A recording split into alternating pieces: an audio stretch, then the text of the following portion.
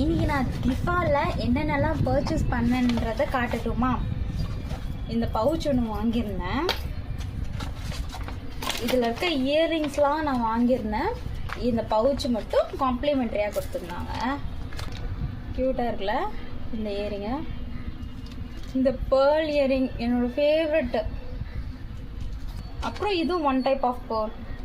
அப்புறம் இந்த சங்கு சக்கரம் மாதிரி இருக்கு இல்லையா, இது ரெட்டு எனக்கு ஃபேவரட் கலர், அதனால ரெட்டு வாங்கியிருக்கேன்.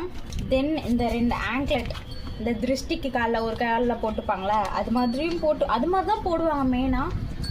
எனக்கும் எங்கள் அக்காவுக்கும் 2 வாங்கியிருக்கேன். இது வந்து காம்ப்ளிமெண்ட்ரியாக கொடுத்துருந்தாங்க. இது அழகாக இருக்குல்ல.